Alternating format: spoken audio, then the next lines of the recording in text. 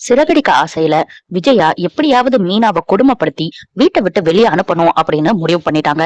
ரோஹிணி வந்து தோசை கேக்குறாங்க, ஸ்ருதி வந்து எனக்கு ஆம்லெட் போதும்னு சொல்றாங்க. எல்லாத்தையும் மீனாவையே செய்ய சொல்றாங்க விஜயா. எல்லாத்தையுமே பாத்துட்டு இருந்த முத்து இதுக்கு மேல பொறுக்க கூடாது அப்படின்னு நேரா போய், இப்ப என்ன ஆம்லெட் போடணும், முட்டை போடணும், அவ்வளவுதானே அப்படின்னு ஃப்ரிட்ஜுக்குள்ள இருந்து எடுத்து 2 முட்டைய கீழே போட்டுறாரு. மீனா என்ன செய்யறாளோ அததான் சாப்பிடணும். அதுக்கு மேல அவங்களுக்கு ஏதாவது வேணும்னா அவங்கதான் செஞ்சு சாப்பிடணும், இல்லையா நீங்க செஞ்சு கொடுங்க. எதுக்கு மீனா கிட்ட வேலை சொல்லிக்கிட்டே இருக்கீங்க அப்படின்னு கேக்குறாரு. முத்து போனதுக்கு அப்புறம், என்னடி உன் புருஷன் ரொம்ப பேசிட்டு இருக்கான் அப்படின்னு விஜயா மீனா கிட்ட கேக்குறாங்க. அவர்கிட்டயே அதை கேட்க வேண்டியதானத்த அப்படின்னு சொல்றாங்க மீனா. சரி சரி, சீக்கிரம் வேலையை முடி, கடைக்கு போயிட்டு வரணும்னு சொல்றாங்க விஜயா. கீழே இருந்த முட்டைய பாத்துட்டு மீனா, பாசம் காட்டுறேங்கிற பேர்ல எனக்கு இப்ப இதுவும் எக்ஸ்ட்ரா வேலைதான் அப்படின்னு சொல்லிட்டு மீனா உள்ள போறாங்க. கடைக்கு போற வழியில மீனா அவங்க அம்மாவை பாக்குறாங்க. அவங்க அம்மா கழுத்துல மஞ்சள் கயிறு இருக்கிறத பாத்துட்டு, நீ வீட்டுக்கு வான்னு வீட்டுக்கு கூப்பிடுறாங்க. என்னாச்சு ஏதாச்சுன்னு விசாரிக்கிறாங்க. அப்பாவை பத்தி தப்பா பேசினா நான் எப்படிமா சும்மா இருக்கிறது அப்படின்னு நடந்த எல்லாத்தையுமே மீனா அவங்க அம்மாட்ட சொல்றாங்க.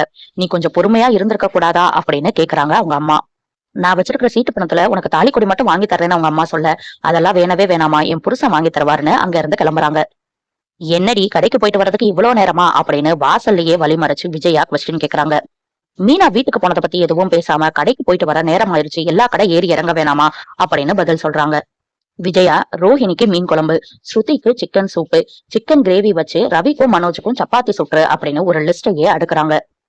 சமையல் வேலை எல்லாத்தையும் முடிச்சு வெளியே வர, இந்த துணியெல்லாம் துவைச்சிருன்னு மூஞ்சிலேயே விட்டு எறியறாங்க விஜயா. பாவம் மீனா எந்த பதிலும் சொல்லாம எல்லா வேலையும் பண்ணிட்டு இருக்காங்க. ஸ்ருதி டப்பிங் பேசிட்டு இருக்காங்க. ரவி ஸ்ருதியை பிக்கப் பண்றதுக்காக வர்றாரு. 2 பேரும் சேர்ந்து பேசாம நம்ம ஒரு கார் வாங்கிடலாமா, உனக்கும் யூஸ்ஃபுல்லா இருக்கும் எனக்கும் யூஸ்ஃபுல்லா இருக்கும்னு பேசிக்கிறாங்க. ரோஹிணி கூட சொன்னாங்க அவங்க ஹஸ்பண்ட் நல்ல விலைக்கு கார் அரேஞ்ச் பண்ணி தருவாருன்னு, அவங்க ஷோரூம்லயே வாங்கிடலாமா அப்படின்னு ஸ்ருதி கேக்குறாங்க. நல்ல ஐடியா தான், அப்படியே பண்ணிடலாம்னு ஒரு முடிவு எடுக்கிறாங்க.